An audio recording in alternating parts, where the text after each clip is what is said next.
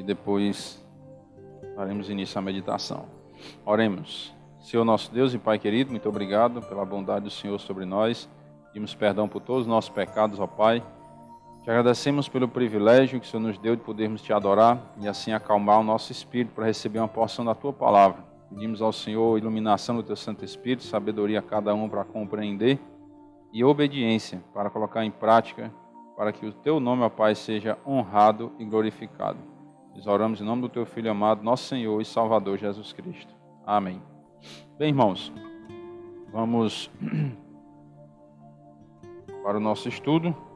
Nós estamos estudando sobre os personagens ao redor da cruz e vamos hoje concluir a primeira lição. Nós estudamos no domingo passado sobre a cruz de Cristo, que é um tema central, e hoje nós vamos estudar sobre os evangelhos e a salvação.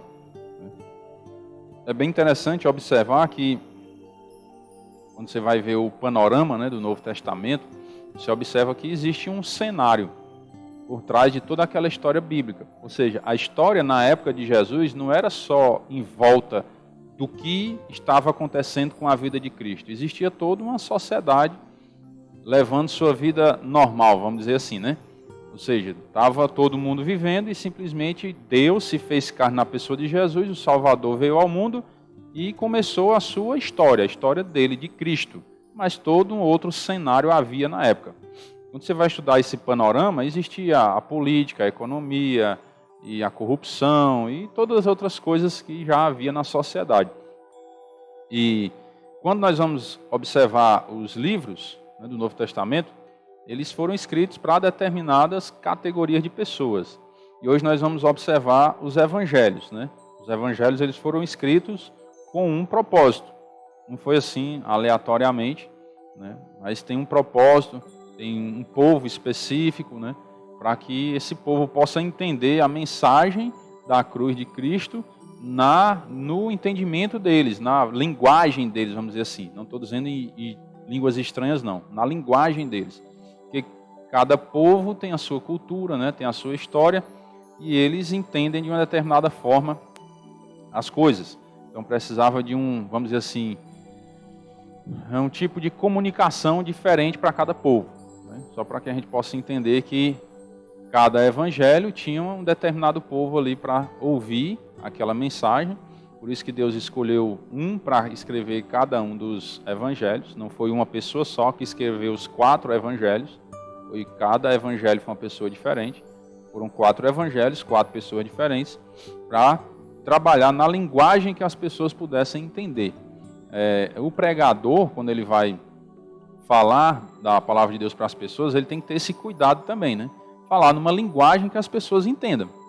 Não adianta eu chegar aqui e falar de uma forma acadêmica, com linguagens, com palavras difíceis, que os irmãos não entendem. Qual o sentido disso? É como se eu estivesse falando outro idioma.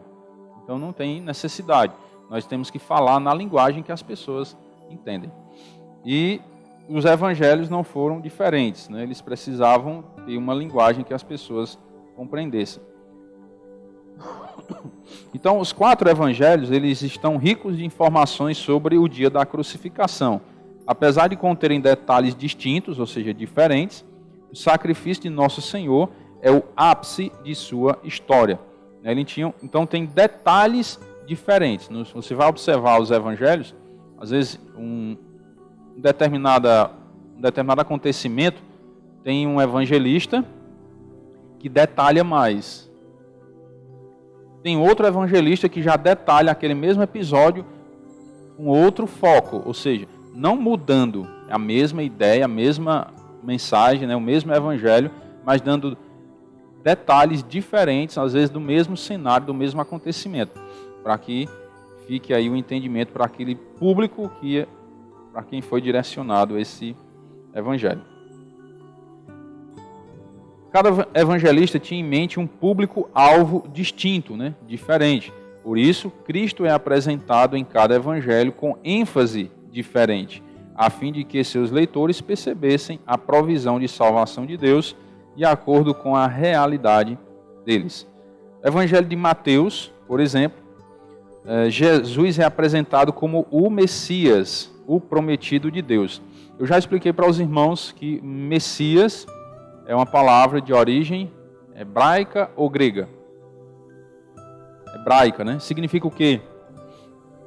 O Cristo, né? Que é no grego, Messias é no hebraico, Cristo é no grego. Essas duas palavras elas têm o mesmo significado, certo? Só que são em idiomas diferentes. Messias é no hebraico, Cristo é no grego. Qual o significado dessas palavras? Tem o mesmo significado. O ungido de Deus, né? O Redentor e o Salvador. É o significado dessas palavras. Então, quando fala que Mateus vai apresentar que Jesus é o Messias, então ele vai apresentar aos judeus, que Mateus escreveu direcionado aos judeus, para apresentar, olha, esse Jesus que vocês estão vendo aí, o filho de Maria, do carpinteiro, né? A ideia deles era filho do carpinteiro, é o Messias, ou seja, é o ungido de Deus, o Redentor e o Salvador que vocês estão esperando. Então Mateus vem apresentar Jesus ao povo judeu dessa forma, que era aquele prometido por Deus nas profecias.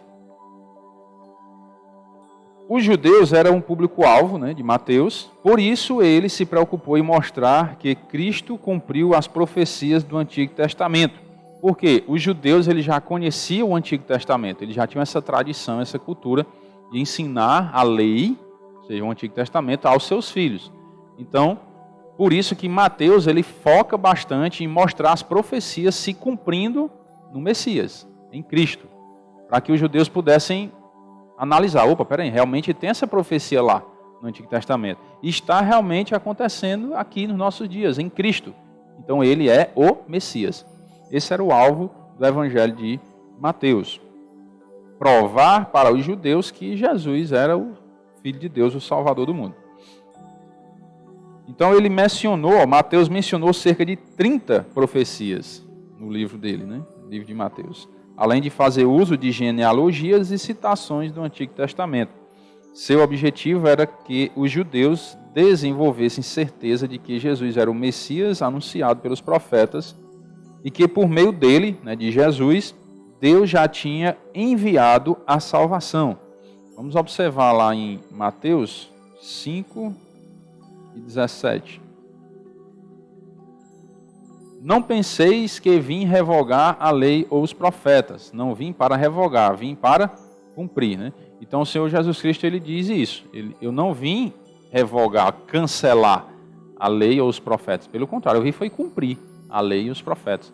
Então Mateus apresenta esse Jesus, né? O cumpridor da lei. Para que eles entendessem, então o Messias era para ser judeu, então ele está cumprindo a lei, ele é judeu. E ele é o prometido de Deus. Essa era a ideia, né? Para que os judeus entendessem isso. Que observem o propósito da vinda de Cristo. Ó. Mateus 1 e 18. Olha o propósito da vinda de Jesus. Ora, o nascimento de Jesus Cristo foi assim. Estando Maria, sua mãe, desposada com José, ou seja, estava noiva, né? Com José, desposada significa isso. Sem que tivessem antes coabitado, ou seja, Maria não morava na mesma casa de José ainda, não tinha tido nenhuma relação íntima com ele para ter um filho. Aí Maria achou-se grávida pelo Espírito Santo. Mas José, seu esposo, sendo justo e não a querendo infamar, resolveu deixá-la secretamente. Enquanto ponderava nestas coisas, eis que lhe apareceu em sonho um anjo do Senhor, dizendo: José, filho de Davi, não temas receber Maria, tua mulher, porque o que nela foi gerado é do Espírito Santo. Ela dará à luz um filho, e lhe porás o nome de Jesus. Por quê esse nome? Ele explica, ó. Porque ele salvará o seu povo dos pecados dele. Ele salvará o seu povo. O povo de quem? De Jesus, não? Estava falando de Jesus? Ela dará à luz um filho e porá o nome de Jesus. Não era a terceira pessoa, não era Jesus? Quem era a primeira pessoa com quem o anjo estava falando? O anjo estava falando com alguém. Com José, não era? Marido de Maria. Então a primeira pessoa com quem o anjo estava falando era José. E ele menciona uma terceira pessoa, Jesus. Ela dará à luz um filho e porá o nome de Jesus. Porque ele quem? Jesus salvará o seu povo. O povo de quem? O seu é terceira pessoa. Ou seja, era o povo de Jesus dos pecados deles. Quem era o povo de Jesus? Os judeus, não era não? Ele não era judeu? Então, o seu povo dos pecados dele. Esse era o propósito da vinda de Cristo, salvar o seu povo dos seus pecados, né? Dos pecados deles, ou seja, do povo. Não do pecado de Jesus, que Jesus não tinha pecado, né? É dos pecados do povo. Então, esse era o propósito da vinda de Jesus. E aí Mateus ainda menciona a profecia. Ora, tudo isto aconteceu para que se cumprisse o que foi dito pelo Senhor, por intermédio do profeta. Eis que a virgem conceberá e dará à luz um filho e ele será chamado pelo nome de Emanuel, que quer dizer Deus conosco. Olha, uma profecia cumprida na vida de Jesus. Então Mateus ele vem comunicando ao povo, apontando que Jesus é o Messias, é o Salvador do povo, e vem comprovando com as profecias. Esse era o propósito do Evangelho de Mateus, certo? Vamos agora para o Evangelho de Marcos, entender qual era o propósito do Evangelho de Marcos. Era apresentar Jesus como o Filho de Deus. Jesus, o Filho de Deus. Mateus ia apresentar Jesus como o Messias, o Salvador, o prometido de Deus. Exatamente, o libertador. E Marcos veio apresentar Jesus como o Filho de Deus. O Evangelho de Marcos foi escrito para leitores romanos. Agora já muda o público-alvo. O público-alvo de Mateus era os judeus. O público-alvo de Marcos eram os romanos. E ele apresenta Jesus Cristo como o Filho de Deus, que veio para servir. Para isso, ele dá ênfase no registro dos ensinos e milagres de Cristo. Olha como é interessante. A ênfase de Mateus já era mostrar as profecias se cumprindo nele, em Cristo, né? Cita várias profecias, 30 delas. Já Marcos, olha, como ele está escrevendo agora a gentios, que eram os romanos, então ele já traz uma outra ênfase. Qual o sentido de Marcos dar ênfase às profecias para gentios? Se os gentios não estavam nem aí para as escrituras. Nem aí que eu falo, estou exagerando, né? Lógico. Mas eles não davam o mesmo valor às escrituras que os judeus davam. Então é como se eles não acreditassem nas profecias, vamos dizer assim. Então não teria sentido Marcos, que vai escrever aos romanos, dar ênfase às profecias, sendo que os romanos não acreditavam nas profecias. É como hoje você querer pregar para uma pessoa que não acredita na Bíblia. É bem complicado. Porque você começa a falar de Deus, da criação. Como é que você prova que Deus criou o mundo? Pela palavra de Deus. Nós não cremos que o universo foi formado pela palavra de Deus? Por que nós cremos? Porque está escrito na Bíblia. Mas quem não acredita na Bíblia? Como é que você vai provar para ele que o universo foi criado por Deus? Aí fica complicado, não fica? Por quê? Porque a pessoa não acredita nas Escrituras. Qual a forma assim mais contundente, mais forte, vamos dizer assim, mais convincente, de você provar para as pessoas que a Bíblia é verdadeira? O que Mateus estava fazendo, profecia. É a forma mais convincente de você mostrar para a pessoa, olha, a Bíblia é verdade. Por quê? Porque Isaías, 700 anos antes de acontecer, escreveu que Jesus ia nascer. E Jesus nasceu 700 anos depois. Isaías falou sobre a crucificação de Cristo. Disse até com detalhes que ele seria traspassado com a lança. E ele foi traspassado na sua crucificação, na sua morte. 700 anos antes de acontecer, Isaías escreveu isso. Será que é digno de confiança ou não? A gente já vê que é algo sobrenatural. Como é que a pessoa vai adivinhar o que vai acontecer daqui a 700 anos com detalhes? Pendurado no madeiro, ó, traspassado com a lança. Como que ele ia saber disso? Só pode ser algo divino, algo espiritual, algo sobrenatural. Então, a maneira mais convincente nós mostramos para as pessoas, olha, a Bíblia é verdade. Por quê? Por causa das profecias. Mas e quem não acredita nas profecias? Aí fica difícil, aí só a misericórdia de Deus mesmo, né? Literalmente, né? Porque aí se você não acredita em nada das Escrituras e nem os próprios acontecimentos não convencem essa pessoa, então aí vai prestar conta com Deus seriamente, né? Ele está negando tanto as Escrituras como até os próprios fatos, os acontecimentos. É rebeldia total contra Deus. Então era por isso que Marcos não deu essa ênfase, tanto às profecias quanto Mateus deu. Porque o foco dele era os romanos, os gentios, e não os judeus. Então ele focou mais em quê? Nos ensinos de Jesus e nos milagres de Jesus. Como eles não acreditavam nas profecias, poderia ser que eles acreditassem por meio do poder de Jesus de realizar milagres. Então por isso que ele dá ênfase para contar os milagres de Jesus, que só poderiam ter sido realizados pelo verdadeiro Filho de Deus, que veio para servir e dar sua vida em resgate por muitos. Desculpe, irmãos. Vamos observar Marcos 10 e 45. Pois o próprio Filho do Homem não veio para ser servido, mas para servir e dar a sua vida em resgate por muitos. Então Jesus ele veio com esse propósito, né? Dar a sua vida para resgatar o ser humano, tanto os judeus como os gentios, da perdição eterna.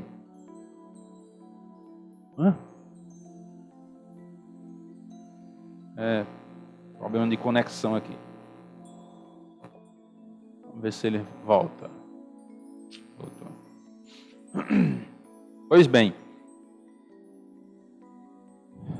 vamos para Marcos 1 e 9. Marcos 1 e 9.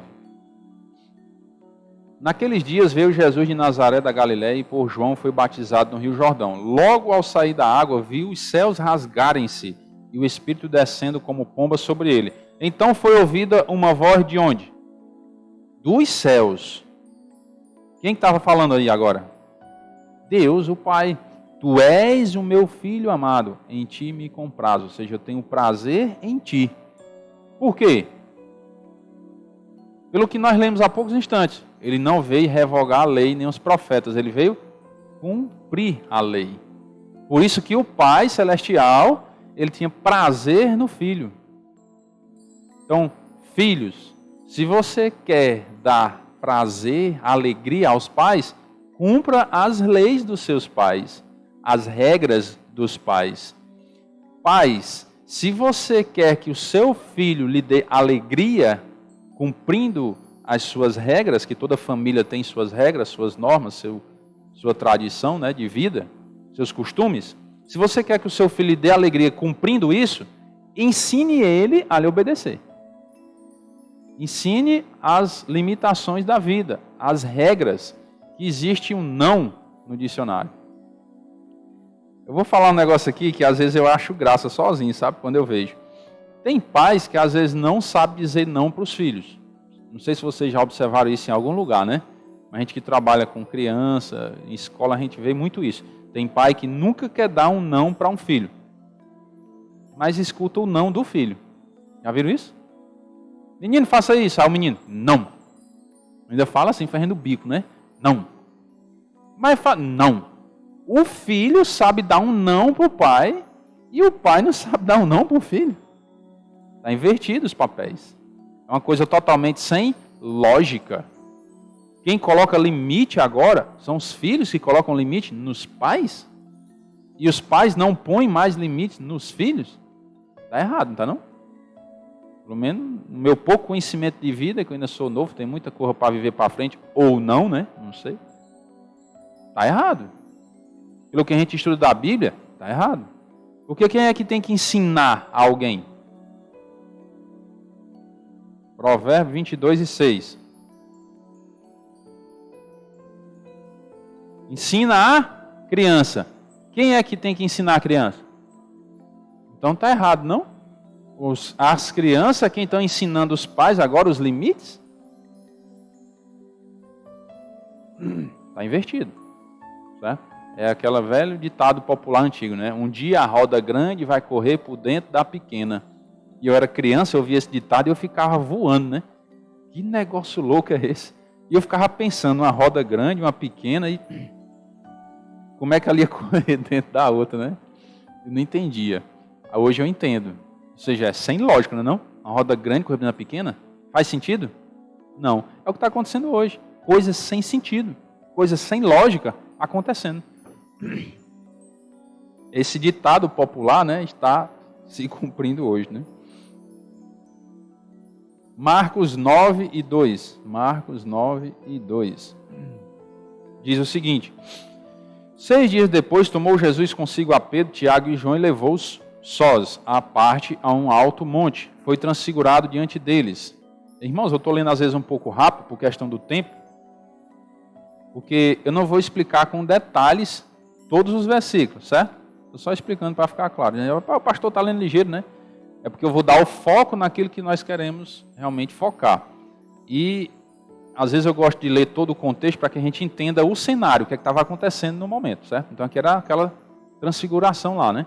Então 6 dias depois, tomou Jesus consigo a Pedro, Tiago e João, levou-os a sós, à parte, a um alto monte, foi transfigurado diante deles. As suas vestes tornaram-se resplandecentes e sobremodo brancas, como nenhum lavandeiro na terra as poderia alvejar. Apareceu-lhes Elias com Moisés. Interessante que em algum outro evangelho às vezes não aparecem os nomes, né? Quem era lá, mas foi Elias e Moisés. E estavam falando com Jesus. Então Pedro, tomando a palavra, disse: Mestre, bom é estarmos aqui e que façamos 3 tendas. Uma será a tua, outra para Moisés e outra para Elias.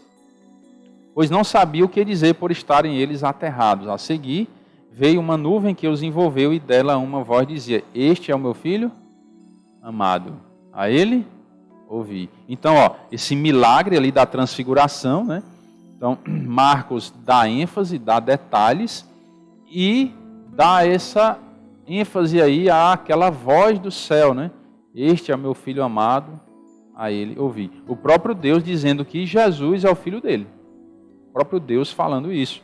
Então, uma prova aí incontestável por meio de um milagre que aconteceu. E aí no versículo 8, né, vai só dar a prova de que realmente era Deus que estava falando, porque eles ouviram aquela voz, né? E olharam ao redor, mas não viram ninguém. Só Jesus. Então, de onde foi que veio essa voz? Dos céus, né? Lucas, agora o Evangelho de Lucas vai apresentar Jesus como filho do homem. Escrito para os gentios, né? O Evangelho de Lucas tinha um foco para os gentios, era o público-alvo. Este Evangelho mostra que Deus agiu na história por meio do Filho do homem. Deus agiu por meio do Filho dele, que era o Filho do homem, que era chamado dessa forma. Nós vimos no domingo passado, né, um estudo falando sobre os títulos de Jesus, né? E vimos alguns deles, não deu tempo nem de ver todos, só alguns. E um deles era Filho do Homem. Esse era um dos títulos de Jesus. De maneira criteriosa, desde o anúncio do nascimento de Cristo até a sua ascensão. Lucas destaca que Jesus veio salvar os desprezados, como os samaritanos, os pecadores, as mulheres e os gentios. Então, Lucas vem dar essa mensagem para os gentios. Olha, vocês também têm salvação.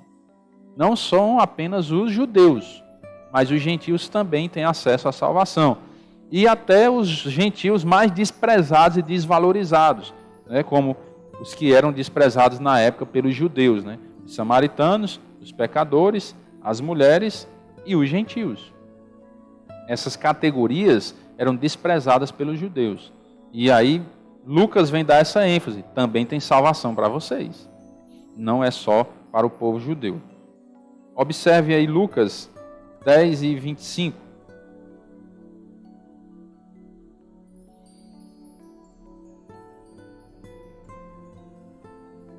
Lucas 10 e 25 diz: E eis que certo homem, intérprete da lei, se levantou com o intuito de pôr Jesus à prova e disse-lhe: Mestre, que farei para herdar a vida eterna? Então Jesus lhe perguntou: O que está escrito na lei? Como interpretas? A isto ele respondeu: Amarás o Senhor teu Deus de todo o teu coração, toda a tua alma, todas as tuas forças, de todo o teu entendimento, e amarás o próximo como a ti mesmo. Aí Jesus responde: Respondeste corretamente, faz isso e viverás. Ele, porém, querendo justificar-se, perguntou a Jesus: quem é o meu próximo? E aqui está dizendo, né? Amarás o teu próximo como a ti mesmo. Quem é o meu próximo? Aí Jesus vai contar aquela parábola, né, do bom samaritano.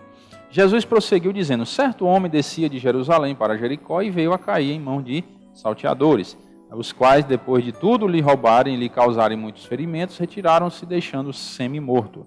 Casualmente descia um sacerdote por aquele mesmo caminho e, vendo, passou longe, né, de largo, ou seja, distante, que nem vê, né? Ele nem conversa. Religioso da época. A religião salva? Não. Semelhantemente, um levita, né, também envolvido nas coisas de Deus, na obra do Senhor, descia por aquele lugar e, vendo, também passou de largo. A tradição, né, da religiosidade também não salva. Certo samaritano, ou seja, o povo desprezado por vocês, judeus, era o samaritano, que vocês julgam que eles não têm salvação, porque é uma raça mista, né? Esse samaritano, que seguia o seu caminho, passou-lhe perto e, vendo, compadeceu-se dele. E chegando-se, pensou-lhe os ferimentos, né? Cuidou ali de tudo, aplicando-lhes óleo e vinho, e colocando sobre o seu próprio animal, levou-o para uma hospedaria e tratou dele. No dia seguinte, tirou 2 denários e os entregou ao hospedeiro. Denário era dinheiro, né? Referente a 2 dias de serviço. Cuida deste homem, e se alguma coisa gastares a mais, eu te indenizarei quando voltar. Ou seja, e gastar mais que isso, eu vou lhe dar o dinheiro quando eu voltar. Qual destes 3 te parece ter sido próximo do homem que caiu nas mãos dos salteadores? Respondeu-lhe o intérprete da lei, o que usou de misericórdia para com ele. Então lhe disse Jesus, né? Vai e procede tu de igual modo. Então não era a religiosidade, não era a própria religião em si que salvava, mas realmente a vida transformada. Ou seja, qualquer ser humano ele tem acesso à salvação. É isso que o Evangelho de Lucas queria comunicar. Até o povo mais desprezado pela humanidade, ou a pessoa mais desprezada, ela pode ter acesso sim à salvação, desde que ela tenha realmente crido no Senhor Jesus Cristo e prove que creu pela transformação de sua vida. Não é só dizer da boca para fora, eu creio. É muito fácil fazer isso. Agora, ter a vida transformada não é tão fácil. Por quê? Porque você precisa realmente se arrepender verdadeiramente para que o Espírito Santo venha habitar dentro de você e possa promover essa mudança. Se não houver essa habitação do Espírito na sua vida, você não vai conseguir mudar. Você pode até dizer que crê, mas se o Espírito Santo não habita dentro de você, não tem mudança.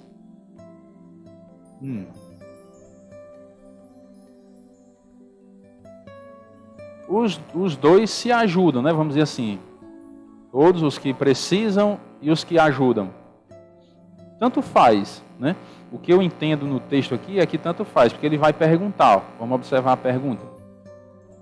Cadê?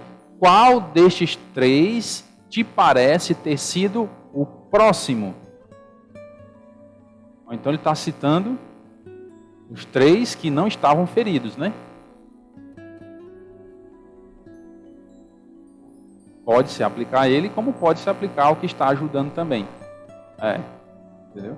Então o próximo é assim, quem está disposto a ajudar?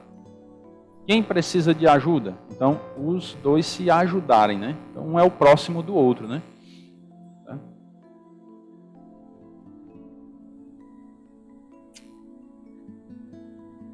Vamos agora para Lucas 15 e 11.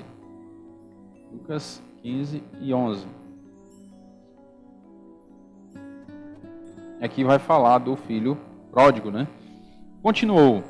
Certo homem tinha 2 filhos. O mais moço deles disse ao pai: Pai, dá-me a parte dos bens que me cabe.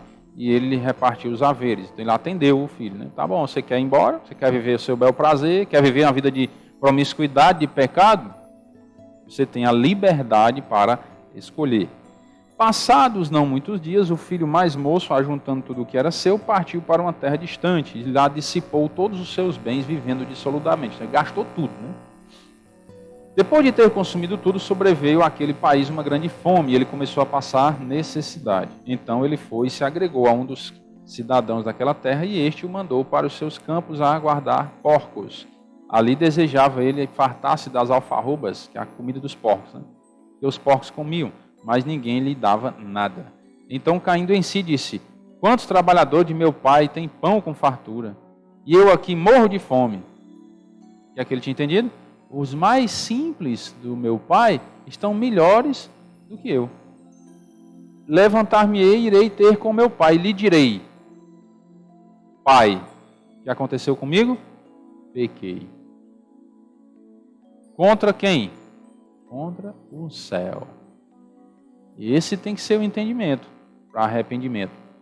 Pequei contra o céu. Ou seja, eu pequei contra Deus.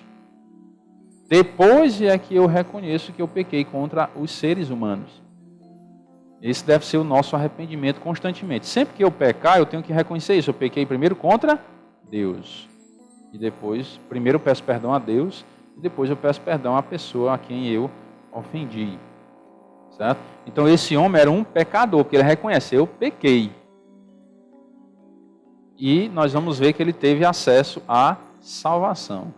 Mesmo sendo aquele povo desprezado, como os pecadores, eram desprezados pelos judeus, mas mesmo assim os pecadores têm acesso à salvação. Já não sou digno de ser chamado teu filho, trata-me como um dos teus trabalhadores. Levantando-se, foi para seu pai, vinha ele ainda longe, quando seu pai o avistou e, compadecido dele, correndo, abraçou e beijou. Ou seja, houve um verdadeiro arrependimento. E o pai, sabedor disso, porque ele é onisciente, se compadeceu do filho. E o abraçou e o beijou, ou seja, o recolheu, o recebeu em sua casa. Lucas 8 e 43. Lucas 8 e 43. Certa mulher que havia 12 anos vinha sofrendo de uma hemorragia e a quem ninguém tinha podido curar, e que gastara com os médicos todos os seus haveres, né, todas as suas posses, veio por trás dele, por trás de Jesus, e lhe tocou na orla da veste, e logo se lhe estancou a hemorragia. 12 anos. Está vendo que ele fala dos milagres? Para os gentios, um milagre é um grande sinal, né? Grande sinal. E ele fala dos milagres, e aí depois vem falar da fé em Cristo, né? Que toda essa obra é Jesus quem realiza. Mas Jesus disse: quem me tocou? Como todos negassem, Pedro com seus companheiros disse: Mestre, as multidões te apertam e te oprimem, e dizes: quem me tocou?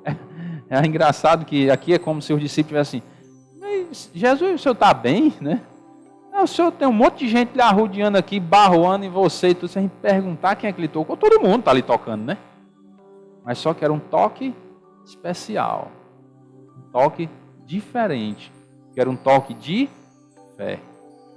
Por isso que ele disse: opa, alguém me tocou, com um toque diferente. E ele insistiu: alguém me tocou, porque senti que de mim saiu poder. Então não era um toque qualquer, era um toque diferente, um toque especial. Um toque realmente de fé, de clamor.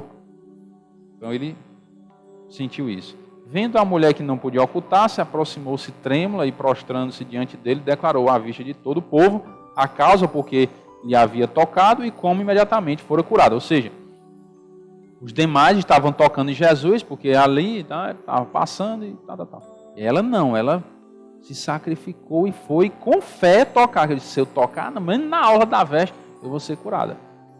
Então por isso que era um toque especial. E aí o que é que Jesus disse para ela? A tua fé te salvou. Vai-te em paz. Ou seja, até as mulheres que eram desprezadas também na época, né? Quem valorizou as mulheres foi Cristo, viu? Foi o Evangelho, a palavra de Deus. A gente fica triste quando vê, né, as pessoas rejeitando o Evangelho, porque Deus foi quem trouxe essa liberdade para o povo, né? Principalmente para as mulheres. As mulheres antigamente eram consideradas só como umas parideiras, era só para ter filho e ficar no pé do fogão e pronto, né? Eram totalmente desprezadas, era como se fosse só um objeto. E o Evangelho veio e valorizou as mulheres. Acho que é por isso que nas igrejas geralmente tem mais mulher do que homem, né? Porque as mulheres, ao ouvir o Evangelho, entendem a liberdade que elas têm em Cristo e se entregam a Cristo. O homem é mais orgulhoso, né? Geralmente, acha que pode tudo, que é super poderoso e pode fazer tudo só, e às vezes tem mais dificuldade de se humilhar aos pés de Cristo, né? Então, a fé dela foi quem a salvou, né? A fé. Então, mesmo elas também poderiam ter salvação. Todo ser humano tem acesso à salvação. E também os gentios. Lucas 7:1. Tendo Jesus concluído todas as suas palavras dirigidas ao povo, entrou em Cafarnaum. E o servo de um centurião, a quem este muito estimava, estava doente, quase à morte. Tendo ouvido falar a respeito de Jesus, enviou-lhe alguns dos anciãos dos judeus, pedindo-lhe que viesse curar o seu servo. Estes, chegando-se a Jesus com instância, lhe suplicaram, dizendo: ele é digno de que lhe faças isso. Isto, porque é amigo do nosso povo e ele mesmo nos edificou a sinagoga. Então, Jesus foi com eles. E já perto da casa, o centurião enviou-lhe amigos para lhe dizer: Senhor, não te incomodes, porque não sou digno de que entres em minha casa. Olha a humilhação do centurião, né? O cara era chefe de 100 soldados. Era autoridade. Mas ele, quando entendeu quem era Cristo, ele se humilhou aos pés de Cristo. Não, Senhor, eu não sou digno de sentar na minha casa, não. Fico por aí mesmo, vem aqui não, né? Eu não tenho toda essa honra de receber o Salvador, o Senhor, na minha casa. Ele disse: por isso eu mesmo não me julguei digno de ter contigo. Não foi nem eu que fui, porque eu não me acho digno. Olha como a pessoa que se converte, irmão, é diferente. Não tem como ser a mesma pessoa. A pessoa que tem fé, ela se humilha. Não é aquele coitadinho, ninguém gosta de mim, ninguém. Não é assim, não. Se humilhar no sentido de se colocar no seu lugar. Qual é o nosso lugar? Nós somos pecadores, estávamos perdidos sem Cristo, íamos para o inferno. Que valor nós temos? Nenhum. Deus que nos amou tanto e nos deu uma nova oportunidade de vida, vida eterna. Então nós temos que nos humilhar aos pés desse Senhor, desse Salvador, que é o Criador de todas as coisas, Deus Todo-Poderoso. Temos que nos humilhar aos seus pés. Ele não se achou digno nem de ir ter com Jesus, por isso que ele mandou os anciãos ir falar com ele. Porém, manda com uma palavra e o meu rapaz será curado. Olha a fé que ele tinha na palavra de Cristo, né? Manda só uma palavra, porque também eu sou homem sujeito à autoridade, e tenho soldados às minhas ordens, e digo a este, vai, e ele vai, e a outro, vem, e ele vem, e ao meu servo faz isto, e ele o faz. Ou seja, ele reconheceu aqui que Jesus tinha autoridade, porque ele também era autoridade, ele sabia o que é que uma autoridade podia fazer. E Senhor, eu sei que o Senhor tem autoridade sobre tudo, então se o Senhor quiser, o Senhor pode curar daí mesmo. Só basta o Senhor dizer. Pum. E sobre as coisas espirituais. Porque não precisava Jesus estar presente, ver o espírito da enfermidade, né? E dizer, espírito, sai! Não precisava fazer isso. De longe. Dizer, sai daí do fulano e tal, e o espírito, ó, vaza, cai fora. A autoridade e o poder que Jesus tem, né? Ouvidas essas palavras, admirou-se Jesus dele e, voltando-se para o povo que o acompanhava, disse: afirmo-vos que nem mesmo em Israel achei fé como esta. E esse centurião era o quê? Era um judeu ou um gentio? Era um gentio.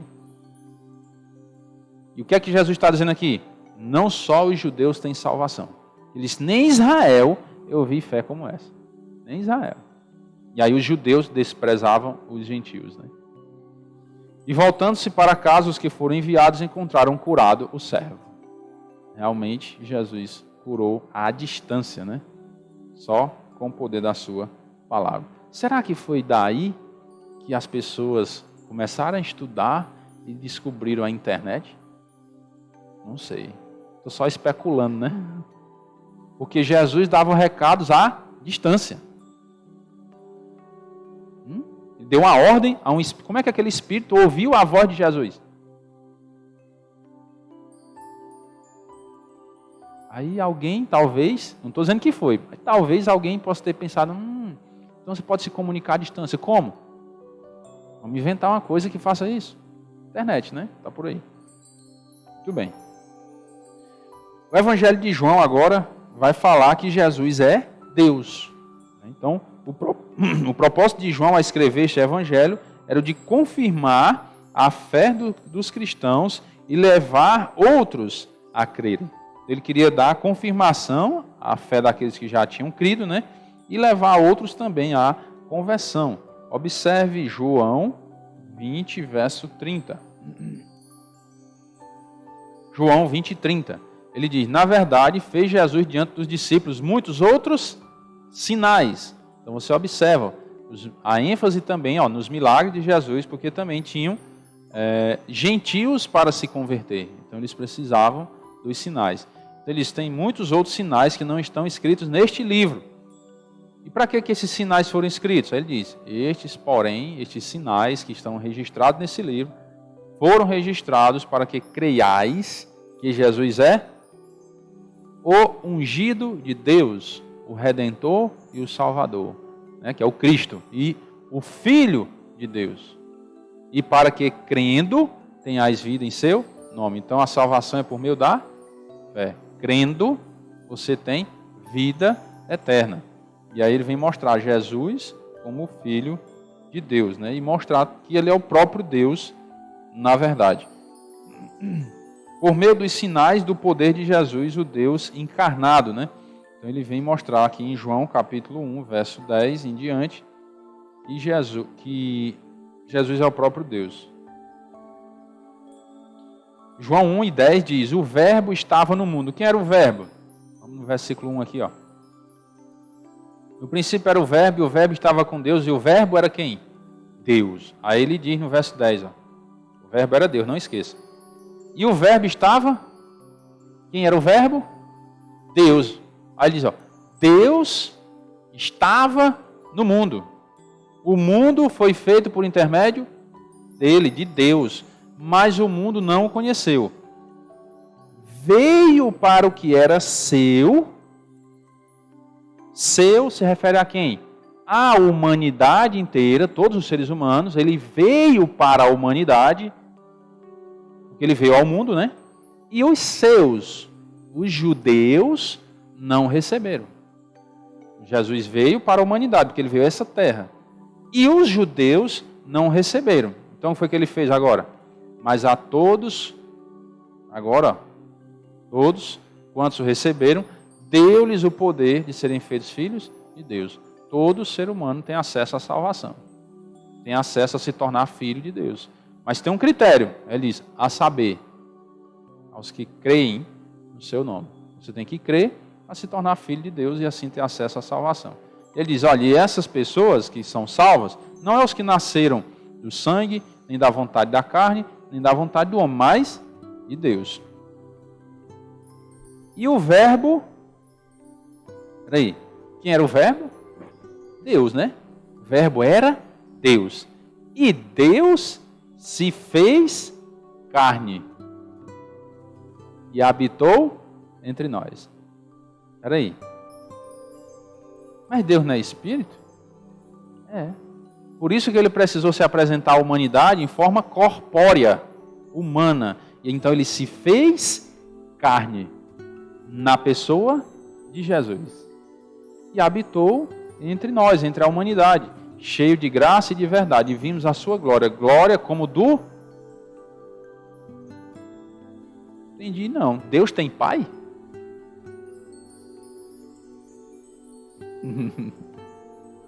Está vendo? Onde é que entra aqui a trindade? E a divindade de Cristo, o Filho?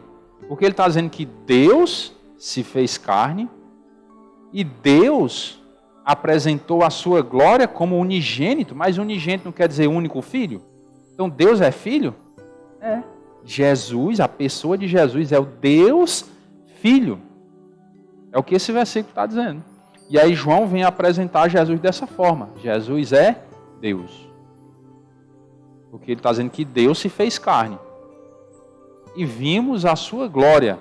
Glória como do único Filho do Pai. Então Deus é o único Filho do Pai. Como é que eu entendo isso?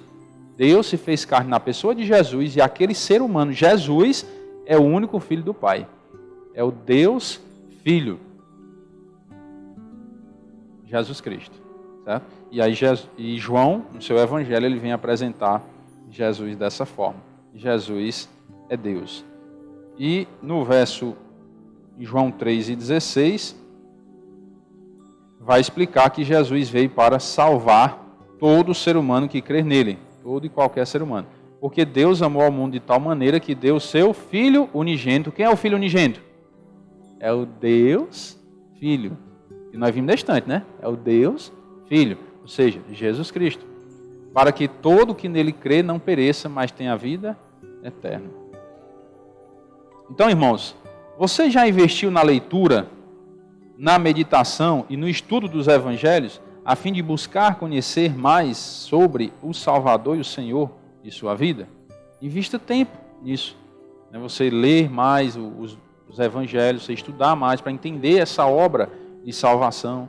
Às vezes nós somos questionados por aí, pessoas batem na nossa porta em casa e querem às vezes confundir a nossa mente, dizendo que Jesus não é Deus. Me explique de outra forma, para ver se eu entendo, porque eu não consigo entender de outro jeito. João capítulo 1. Não consigo entender de outra forma, a não ser que Jesus é o próprio Deus. Eu não consigo entender. Se alguém tiver uma outra explicação, mas eu não consigo.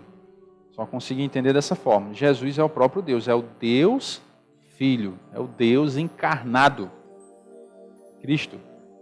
E Ele é o Filho de Deus, é o próprio Deus, é o Salvador e Senhor de toda a terra, porque todo mundo foi feito por intermédio dele, sem ele nada do que foi feito se fez. Ele é o Criador de todas as coisas. Jesus é o Criador, encarnado, De arrepiar, viu? Para concluirmos, que privilégio sermos salvos por aquele que nos amou a ponto de entregar a sua vida por nós. E agora, você está preparado para embarcar no estudo daquele precioso dia em que Cristo livremente se entregou para sofrer em nosso lugar? No próximo domingo nós vamos estudar sobre Judas, o discípulo que traiu Jesus, se Deus assim nos permitir. Então, irmãos, que esses estudos possam assim nos encorajar, a cada dia ler mais as Escrituras, se dedicar no estudo, no entendimento da palavra de Deus, para nós termos uma base firme e sólida da nossa fé, para nós não sermos levados por todo o vento de doutrina que aparece por aí, por coisas interessantes que a gente vê na internet. Cuidado, Hoje tem muita informação fácil, tão fácil que é mais fácil ainda ser fake, ser falso. Então nós temos que ficar atentos. E qual é a fonte mais segura para obtermos informações sobre a eternidade? É a Bíblia. Não é a internet. Se você olhar a internet sem ser à luz das Escrituras, você vai errar. Cuidado. E tem muita fonte por aí agora divulgando coisas e tal. É até reteté, Será que aquilo é realmente um culto a Deus? Não sei, não estou julgando ninguém, Mas será que Deus ensina um culto daquela forma, a liturgia de culto daquele jeito? Não sei, Mas tem por aí. Então por isso que você tem que ir à luz das Escrituras. Opa, tem isso aqui na internet que eu estou vendo. Deixa eu ver se na Bíblia está ensinando assim mesmo. Cuidado, Cuidado. Porque senão a gente pode ser levado por todo vento de doutrina. E aí, em vez de nós nos firmarmos, nos alicerçarmos na palavra, a gente vai viver flutuando por aí nas coisas erradas que estão ensinando pelo meio do mundo,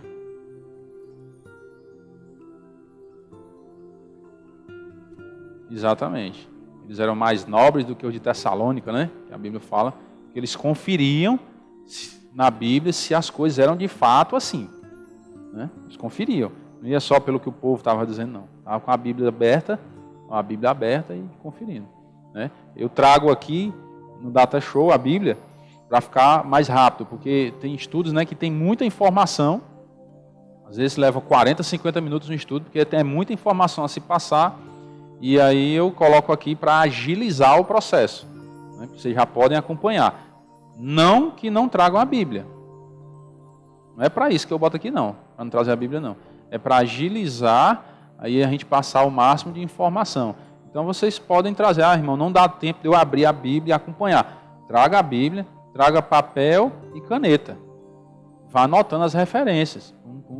Você está conferindo aqui, ó, na Bíblia, e quando chegar em casa, vou ver se o pastor não adulterou ali a Bíblia, né?